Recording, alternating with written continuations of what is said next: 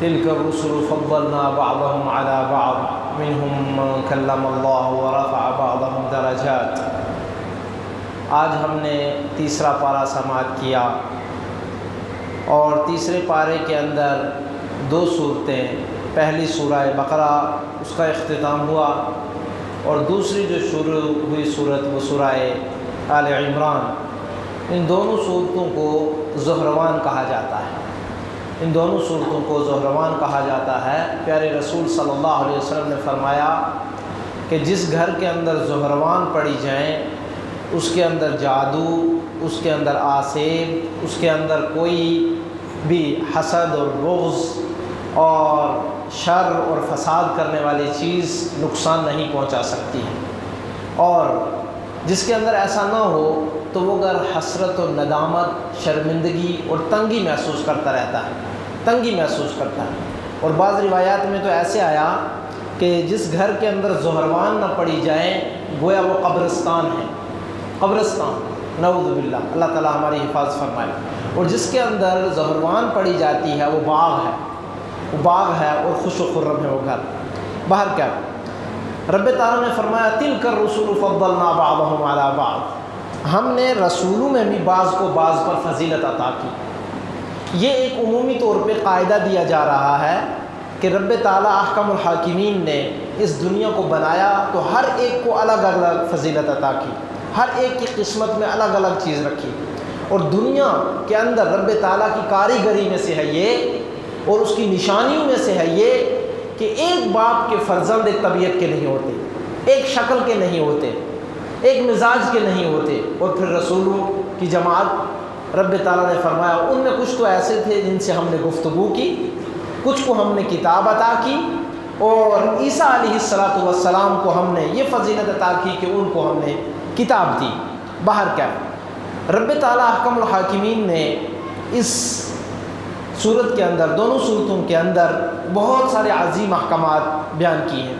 خصوصی طور پر میں آپ کو بتاؤں، تعلیمی لحاظ، ایجوکیشن سسٹم کے لحاظ سے جو چیزیں ہیں وہ آج بیان ہوئی ہیں کہ تعلیم دینے کے تین طریقے ہیں۔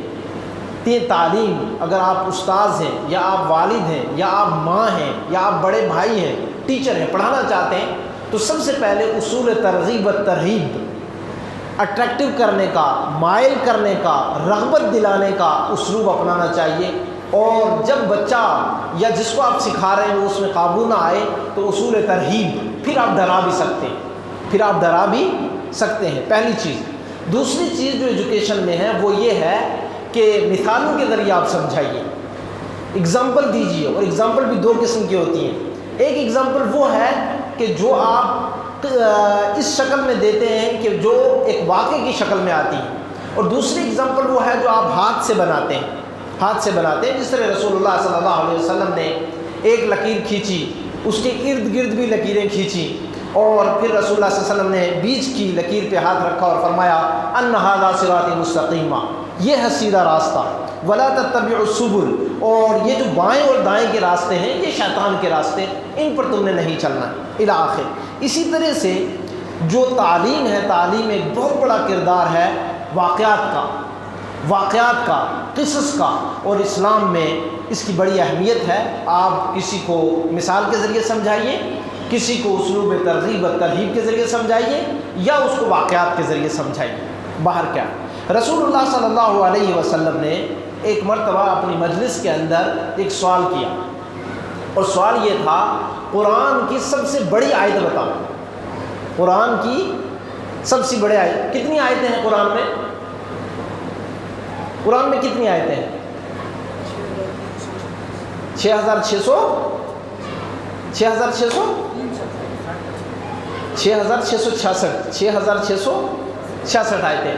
پیارے رسول صلی اللہ علیہ وسلم نے فرمایا اپنی مجلس کے اندر سب سے عظیم بڑی آیت بتائیے، بڑی آیت بتائیے۔ دیکھیں، جو لوگ علم کو باریکی سے لیتے ہیں اور علم حاصل کرتے ہیں اور سمجھتے ہیں اور اس گہرائی میں جاتے ہیں، 6666 میں سے ایک آیت چننا ہے، اور سوال ہے رسول اللہ صلی اللہ علیہ وسلم کا، میرا سوال نہیں ہے، رسول اللہ صلی اللہ علیہ وسلم کا، وہ سب سے عظیم معنی۔ ابی بن کعب رضی اللہ تعالیٰ عنہ کھڑے ہوئے اور کہنے لگے اللہ کے نبی صلی اللہ علیہ وسلم وہ آیت الکرسی ہے، وہ کون سی آیت ہے؟ آیت الکرسی۔ سبحان اللہ۔ اللہ کے نبی صلی اللہ علیہ وسلم نے فرمایا ابی، اللہ رب العالمین آپ کے علم کے ذریعے آپ کو فائدہ پہنچائے، آپ نے سچ کہا اور درست کہا۔ وہ آیت آج ہم نے سماعت کی، یہ بہت عظیم آیت ہے، بہت عظیم آیت۔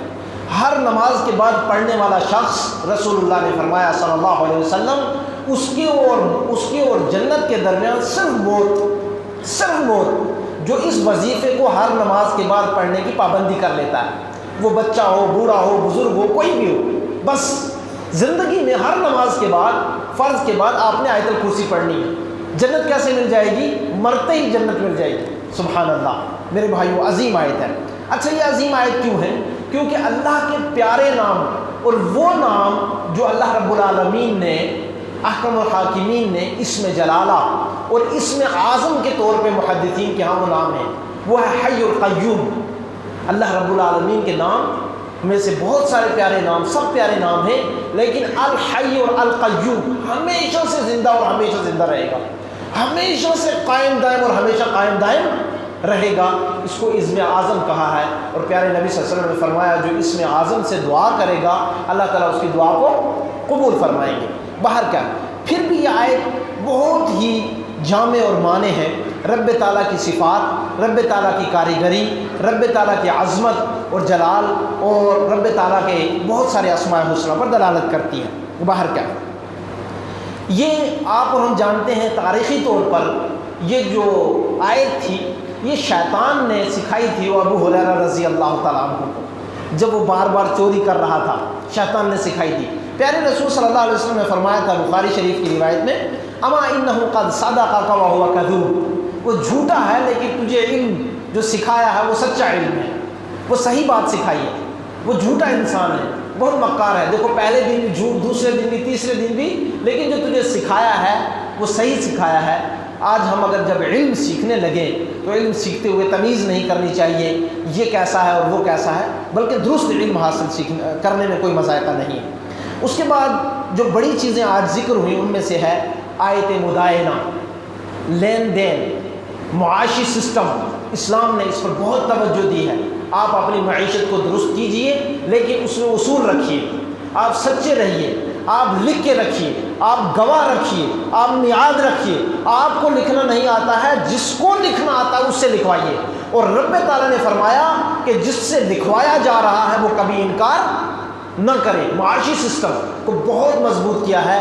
ہم اور آج تجارت میں اس وقت دھوکہ کھاتے ہیں کہ جب ہم ان اصولوں کو چھوڑ دیتے ہیں، اصولوں کو چھوڑ دیتے ہیں تو ہم تجارت کے اندر نقصان اٹھاتے ہیں۔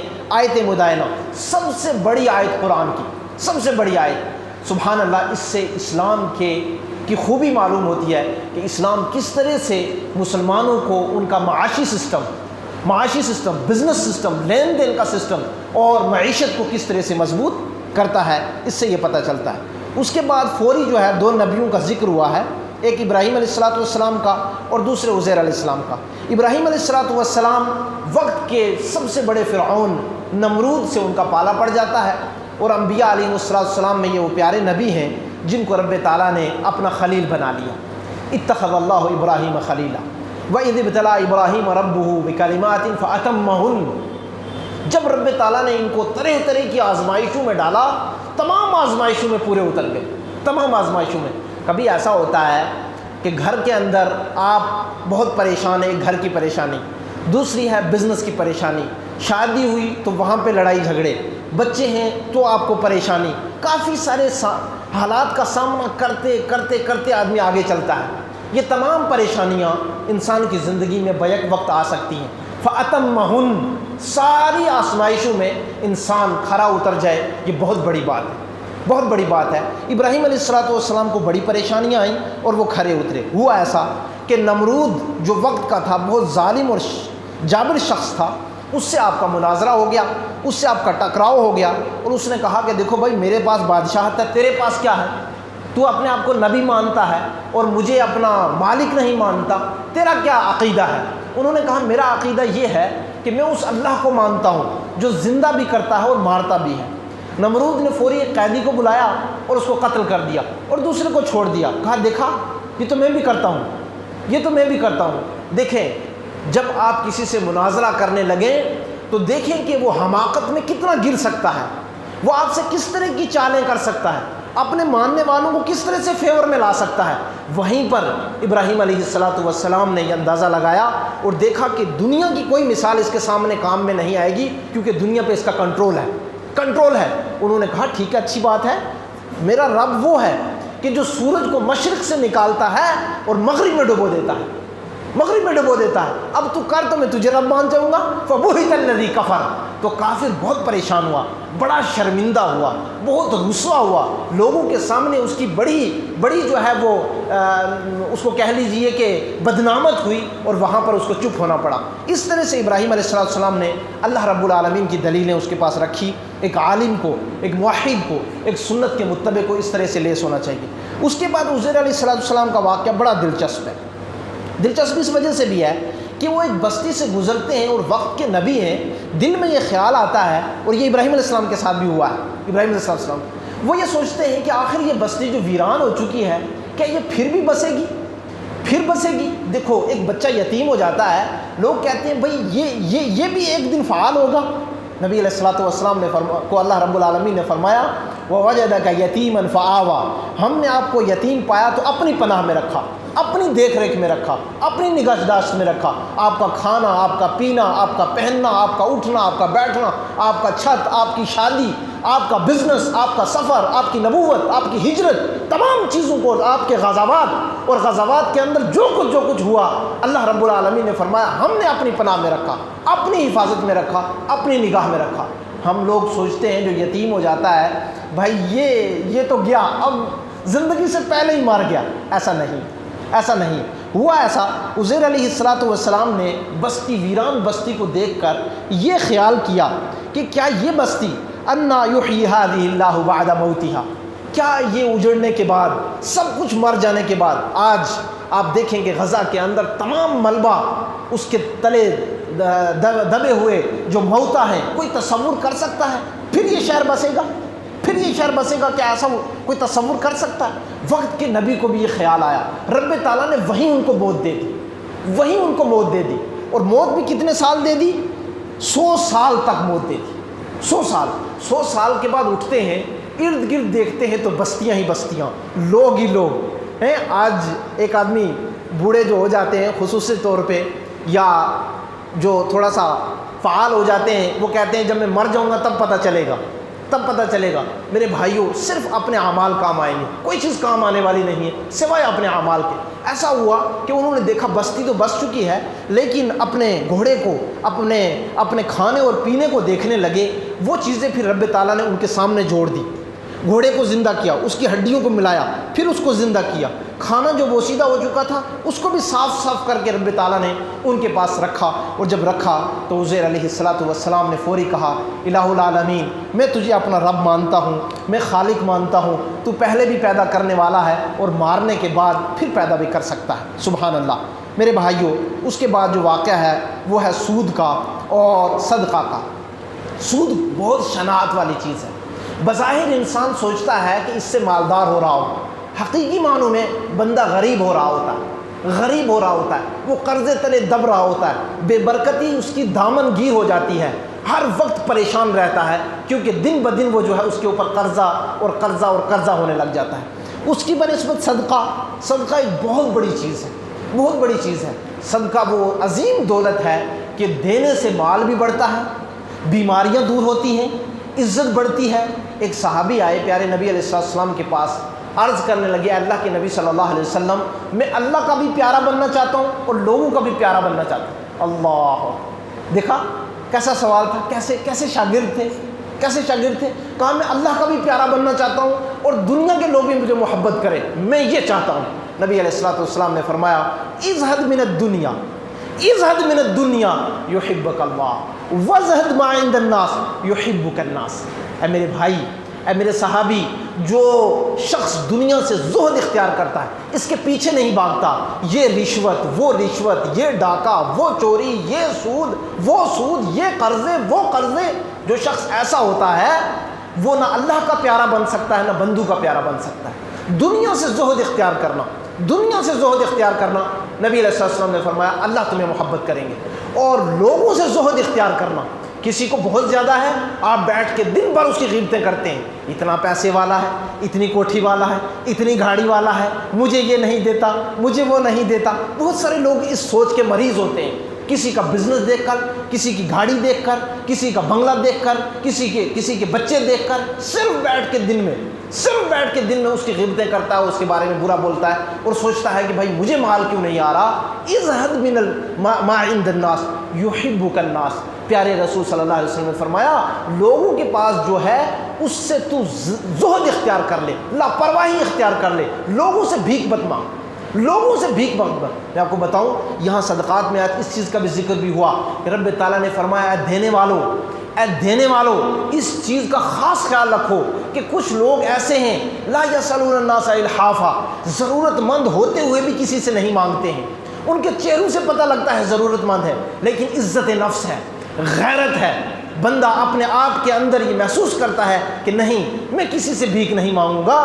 دینے والوں کو ترغیب دی جا رہی ہے کہ ایسے لوگوں کے پاس آپ چل کے جائیے، آپ ان پر خرچ کیجئے، آپ ان کا خیال رکھیے، ضرور وہ لوگ کہ جو واقعتاً سفید پوش ہیں، غریب ہیں، اور ان کا خیال رکھنا ہے۔ پھر رب تعالیٰ نے دینے کے پیارے پیارے ڈھنگ بتائے، آج ان کی مثالیں بھی دی ہیں کہ جو آدمی خرچ کرتا ہے اس کی مثال اس دانے کی سی ہے جس کو زمین میں بو دیا جائے، اس سے ایک بالی نکلے، ایک بالی میں 100 قسم کی 100 جو ہے شاخیں نکل جائیں اور ہر شاخ میں 100 دانہ ہو، 100 دانہ ہو تو ایک نیکی 700 گنا تک جاتی ہے۔ وہ اگر آپ کسی کو 1 روپیہ دے رہے ہیں، آپ کی نیت اچھی ہے، آپ تکلیف نہیں دیتے، آپ احسان نہیں جتلاتے، آپ اس کو دوبارہ ذکر نہیں کسی کے سامنے کرتے اور چھپا کے رکھتے ہیں اور اس کو دیتے ہوئے اس کی عزت نفس کا خیال رکھتے ہیں۔ آج چھوٹا سا پیکٹ دیا، فوٹو کھینچا اور اخبار میں، واٹس ایپ پہ، فیس بک کے، ٹویٹر پہ، یوٹیوب پہ۔ میرے بھائیوں یہ طریقہ خرچ کرنے کا نہیں ہے، خرچ کرنے کا نہیں ہے، چھپ چھپ کے اور چھپا کے خرچ کرنا چاہیے۔ اور جب بندہ اس طرح خرچ کرتا ہے رب تعالیٰ فرماتے ہیں ہم 100 نیکیاں لکھتے ہیں، واللہ یضاعف من یشاء، یہ تو 100 آخری حد بتائی جا رہی ہے، اس سے آگے بھی ہم کر سکتے ہیں، اللہ اللہ اللہ، اس سے آگے بھی دے سکتے ہیں۔ ضروری ہوگا کہ خرچ کرنے کا ڈھنگ انسان کو سیکھنا چاہیے اور سود سے بچنا چاہیے۔ سود وہ بری لعنت ہے جس کے بارے میں رب تعالیٰ نے فرمایا فَإِن لَمْ تَفْعَلُوا فَأْذَنُوا بِحَرْبٍ مِّنَ اللَّهِ وَرَسُولِهِ، اگر تم باز نہیں آتے گویا اللہ اور رسول سے جنگ کر رہے ہو، نعوذ باللہ، اللہ اور رسول سے جنگ کرنے کے مترادف ہے سود لینا اور سودی کاروبار کرنا۔ اسی طرح رسول اللہ صلی اللہ علیہ وسلم نے فرمایا کہ لعن رسول اللہ صلی اللہ علیہ وسلم آکل الربا، سود کھانے والے پر اللہ کے رسول کی لعنت، اللہ کی لعنت، کھلانے والے پر، لکھنے والے پر اور گواہی دینے والے پر، فرمایا یہ گناہ میں سب برابر ہیں۔ اللہ تعالی ہم سب کی حفاظت فرمائے۔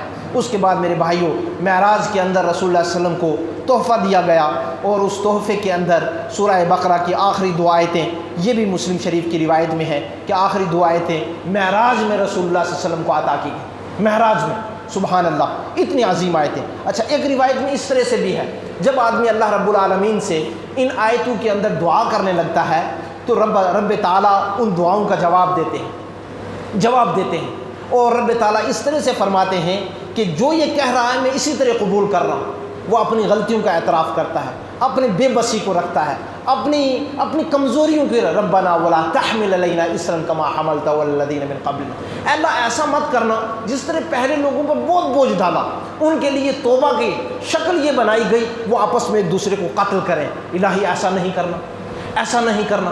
ان کے اوپر کس طرح کے بوجھ، 40 سال تک ایک ہی جگہ گھومتے رہے بنی اسرائیل گناہوں کے سبب، الہی جو پہلی قوموں پر تو نے بوجھ ڈالے اس طرح میرے اوپر بوجھ نہ ڈالنا، ربنا ولا تحملنا ما لا طاقت لنا به، اور ایسا بوجھ بھی مت ڈالنا جس کو اٹھانے کی میری طاقت نہ ہو، جس کو اٹھانے کی، ایسا غم، ایسا قرضہ، ایسا دکھ، ایسا بوجھ، ایسی پریشانی جس کو میں اٹھا نہیں سکتا، اے اللہ تو میرے اوپر ایسا بوجھ نہیں ڈالنا اور تو مجھے بخشنا اور عافیت میں رکھنا، کافروں پر میری مدد کرنا۔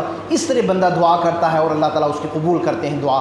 میرے بھائیوں سورہ آل عمران پھر شروع ہوتی ہے اور اس میں رب تعالیٰ نے 4 قصے بیان کیے ہیں قدرت کے، اور اسی طرح سے 4 قصے بیان ہوئے ہیں جس میں رب تعالیٰ احکم الحاکمین نے اپنے بہت سارے بندوں کے وہ ذکر کیے ہیں کہ جو قابل رشک بھی ہیں اور دیکھنے کے قابل ہیں۔ سب سے پہلی بات قدرت کے 4 واقعات بیان ہوئے اور اس میں سے پہلا یہ تھا جو جنگ بدر کا واقعہ ہوا۔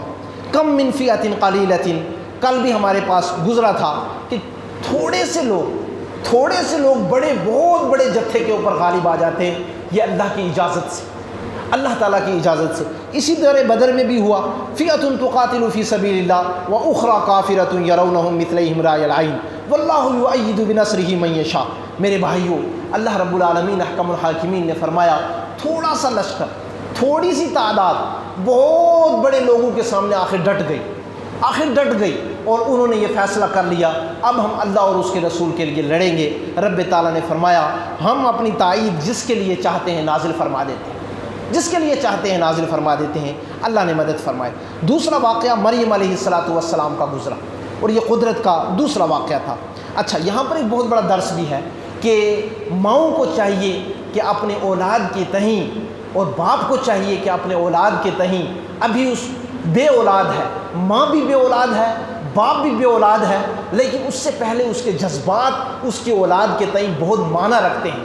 اے اللہ اگر تو مجھے بچہ دے گا تو میں کیا کروں گا؟ اے اللہ تو مجھے اگر بچہ دے گا تو ماں کہتی ہے میں کیا کروں گی؟ وہ مریم ابنۃ عمران اللتی، یہ جو عمران علیہ السلام کی عورت تھی، انہوں نے رب تعالیٰ سے یہ دعا کی، الہ العالمین اگر تو مجھے بچہ عطا کرے گا تو میں اس کو محررن بنا دوں گی، بیت المقدس کی خدمت کے لیے آزاد کر دوں گی، بس خادم بیت المقدس بنا دوں گی، یہ میری چاہت ہے اور تو مجھے عطا کر دے۔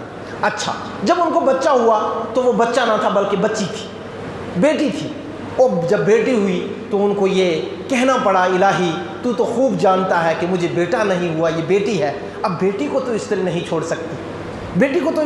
چھوڑ سکتی، اور آپ کو یہ پتہ ہوگا پھر اس بیٹی کو رب تعالیٰ نے وہ شہزادہ عطا کیا جو اللہ کی تیسری نشانی پہلی نشانی یہ ہے اللہ رب العالمین بغیر باپ بغیر ماں کے رب تعالیٰ نے آدم علیہ السلام کو پیدا کیا، پھر حوا علیہ السلام کو ایک مرد کی پسلی آدم علیہ السلام سے لے لیا، تیسری بڑی نشانی ایک عورت سے رب تعالیٰ نے ایک فرزند عطا کیا اور اس کی شادی نہیں ہوئی تھی، بغیر باپ کے کلمۃ القاها الی مریم وروح منہ۔ اللہ رب العالمین احکم الحاکمین نے مریم علیہ السلام کی طرف فرشتے کو بھیج کے روح پھونک دی اور وہ حمل سے ہو گئی اور رب تعالیٰ نے ان کو بیٹا عطا کر دیا۔ یہ وقت کا شہزادہ، وقت کا نبی اور وقت کا معزز اور محترم اور اللہ کی نشانی۔ اور جب بھی رب تعالیٰ احکم الحاکمین کے سامنے عیسیٰ علیہ السلام کا یا عیسیٰ علیہ السلام کی کارناموں کا ذکر ہوتا ہے تو سبحان اللہ، جہاں ان کی ولادت، جہاں ان کی گفتگو، جہاں ان کی زندگی کا ہر دن ایک آیت اور روشنی سے بھرا ہوا تھا۔ وقت ہوتا تو میں آپ کو اس کا واقعہ بھی بتاتا۔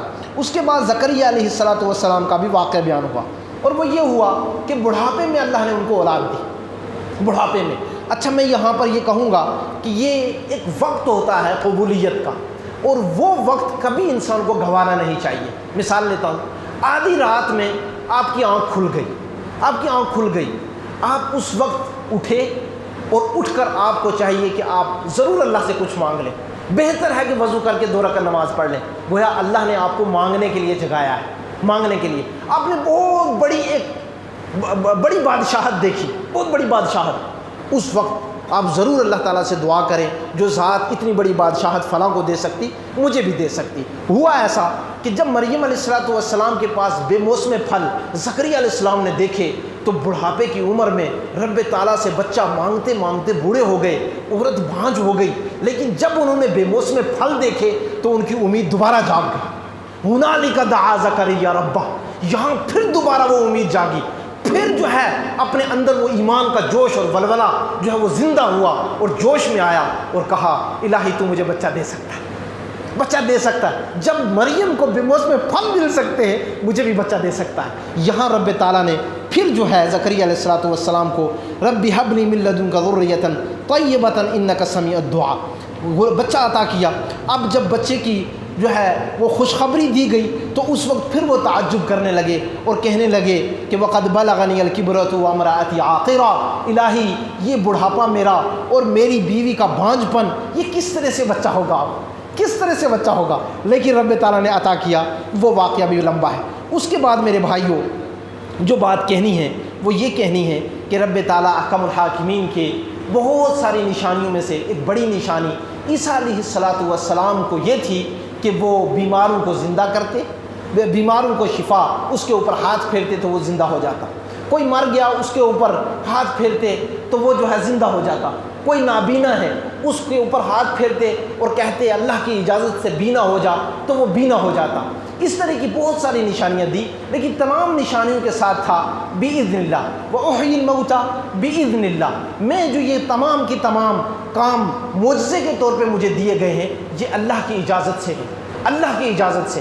میں یہاں یہ بھی کہوں کہ عیسیٰ علیہ السلام کی خصوصیات میں ایک تربیتی پہلو بھی ہے، بچوں کے لیے ایک تربیتی پہلو ہے، اور وہ یہ ہے کہ رب تعالیٰ نے فرمایا ہم نے عیسیٰ کو اس طرح سے بنایا تھا، اس طرح سے بنایا تھا وَسَلَامٌ عَلَيْهِ یوم ولد و یوم یموت و یوم یبعث حیا، سلامتی اس پر جب وہ پیدا ہوئے، جب وہ مریں گے اور جب دوبارہ اٹھائے جائیں گے، جب دوبارہ اٹھائے جائیں گے۔ وہیں پر رب تعالیٰ نے یہ بھی فرمایا یہ میرے عیسیٰ، ان کو ہم نے یہ بھی جو ہے نصیحت کر دی ہے اپنی ماں کی فرمانبرداری کرنا، اپنی ماں کی فرمانبرداری کرنا۔ یہ مجھے خصوصی رب تعالیٰ احکم الحاکمین فرماتے ہیں کہ عیسیٰ علیہ السلام نے جو دنیا کو پیغام دیا وہ یہ تھا کہ بہت ساری نیکیوں کا اللہ نے مجھے حکم دیا ہے، ان میں سے یہ حکم دیا ہے میں اپنے ماں کا بہت فرمانبردار رہوں اور کبھی نافرمانی نہ کروں۔ سبحان اللہ میرے بھائیوں، یہ وہ سنت ہے، یہ وہ عمل ہے، یہ وہ فرض ہے جس کی معاشرے کو سخت ضرورت ہے، سخت ضرورت ہے۔ ماں کو اکثر گلا رہتا ہے بچوں کے تئیں اور بچیوں کے تئیں کہ یہ نافرمانی کرتے ہیں، اور بچے اور بچیاں خصوصاً اپنے ماں باپ کے جیب کا خیال نہیں رکھتے۔ بہت سارے ڈیمانڈ، عید پر ڈیمانڈ، اچھا شادی بیاہ پہ ڈیمانڈ، فلاں پارٹی پہ ڈیمانڈ، اسکول آنے پر ڈیمانڈ، اسکول سے جانے پہ ڈیمانڈ، اور یہ نہیں وہ دیکھتے ان کے جیب میں کچھ ہے بھی ہے یا نہیں ہے، یا ماں کتنی تنگی سے ہے، والد کتنے تنگی سے ہیں۔ پھر جب وہ فون کا آج استعمال، اسی طرح سے کس سے بات کرنی ہے کس سے نہیں کرنی ہے، فضول خرچی اور تمام ایسی چیزیں، اپنے ماں باپ کے سامنے آواز کو بلند کرنا ہے اور ماں کے سامنے ان کے حکم کو جھٹک دینا اور نافرمانی کرنی، یہ بہت بری بات ہے، بہت بری بات ہے اور عظیم گناہوں میں سے ہے، بہت بڑے گناہوں میں سے ہے۔ پیارے نبی صلی اللہ علیہ وسلم نے فرمایا 7 بڑے گناہ ہیں، ان میں سے عقوق الوالدین، ماں باپ کی نافرمانی۔ اللہ تعالیٰ مجھے اور آپ کو بچائے، اللہ تعالیٰ پوری امت مسلمہ کو بچائے۔ آخری آیت میں رب تعالیٰ نے ایک بہت بڑا پیغام دیا، ان الذین کفروا وماتوا وهم کفار فلن يقبل من احدهم ملء الارض ذهبا ولو افتدى به اولئک لهم عذاب الیم وما لهم من ناصرین۔ جو کافر ہی رہے اور کافر ہی رہ کر مر گئے، ایسے وہ لوگ ہوں گے کہ ایک دن آئے گا زمین کے مٹی کے بھر اگر وہ سونا لے کر آئیں اور اس سونے کو فدیے میں دے کر اپنی جان بچانا چاہیں نہیں بچا سکتے۔ ایسے لوگوں کا انجام جہنم ہے اور اس سے ہمیشہ رہیں گے۔ اللہ تعالیٰ ہمیں کفر سے بچائے۔ اور میں نے یہ بات اس وجہ سے کہی، پیارے رسول صلی اللہ علیہ وسلم صبح شام ایک دعا کیا کرتے تھے، اور وہ یہ تھی اللہم انی اعوذ بک من الفقر واعوذ بک من الکفر واعوذ بک من الہم والحزن واعوذ بک من العجز والکسل وغلبۃ الدین وقہر الرجال وغلبۃ العدو۔ تمام لوگ اس دعا کو یاد کر لیں، واللہ تمام مسئلے حل ہو جائیں گے۔ دعا اس طرح سے ہے، الہی میں تیری پناہ میں آتا ہوں، حفاظت میں آتا ہوں اس چیز سے کہ میں غریب ہو جاؤں، فقیر، اور فقر کو کفر سے ملایا ہے، فقر کو کفر سے۔ کتنے لوگ دین چھوڑ گئے فقر کی وجہ سے، غریبی کی وجہ سے۔ عیسائیت دنیا میں کس طرح سے پھیل رہی ہے، کس طرح سے پھیل رہی ہے؟ فقیر غریب بستیوں کو وہ ٹارگٹ بناتے ہیں اور بنا کر ان کے دین کو، ان کے ایمان کو سودا کرتے ہیں، اور ان کا ایمان اور دین جو ہے اس کا بزنس کرتے ہیں اور ان کی زندگیوں سے وہ ختم کر دیتے ہیں، والعیاذ باللہ، اور وہ لوگ مرتد ہو جاتے ہیں، وہ مرتد ہو جاتے ہیں۔ پیارے رسول صلی اللہ علیہ وسلم نے فرمایا الہی میں فقر سے، الہی میں کفر سے، الہی میں قرضے کے دباؤ سے، الہی میں لوگوں کے دباؤ سے اور پریشر سے، اسی طرح بری بیماریوں سے، میں تمام چیزوں سے الہی تیری پناہ میں آتا ہوں اور حفاظت مانگتا ہوں۔ دعا گو ہوں اللہ تعالیٰ سے، اللہ کہنے والے سننے والے پوری امت مسلمہ کے تمام مسائل کو آسان کرے۔ اللہ تعالیٰ جو ہم نے آج کے درس میں سنا، اللہ اس پر ہمیں عمل کرنے کی توفیق عطا فرمائے۔ جو اچھائیاں ہیں اللہ اپنانے کی توفیق دے، جو غلط باتیں ہمارے اور غلط اخلاق برے اخلاق اللہ ان سے ہمیں بچائے، ہماری زندگیوں میں چستی لے آئے اور سستی سے اللہ تعالیٰ ہماری حفاظت فرمائے۔ مولا کریم جو تنگ دست ہیں انہیں کشادگی عطا کر دے، جو قید و بند کے اندر ہیں رہائی عطا کر دے، جو بیمار ہیں شفائے کلی عاجلی عطا فرما دے، جو قرض دار ہیں خانہ غیب سے حلال وسائل اور کشادہ وسائل عطا فرما، ان کے قرضوں کو اے اللہ تو ادا کر دے اور ادا کرنے کی توفیق عطا فرما دے۔ مولا کریم جو ہمارے جائز حاجات ہیں، جو امیدیں جائز ہیں، اللہ ان کو پوری فرما، ان میں مدد فرما، ان میں آسانیاں پیدا فرما، ہمارے گھر بار میں اور پوری امت مسلمہ میں اللہ تعالیٰ خیر عطا فرما دے۔ ربنا لا تزغ قلوبنا بعد إذ هديتنا وهب لنا من لدنك رحمة إنك أنت الوهاب آمين۔ وصلی اللہ نبی الکریم سبحانک اللہم بحمدک اشہد ان لا الہ الا انت استغفرک واتوب الیک۔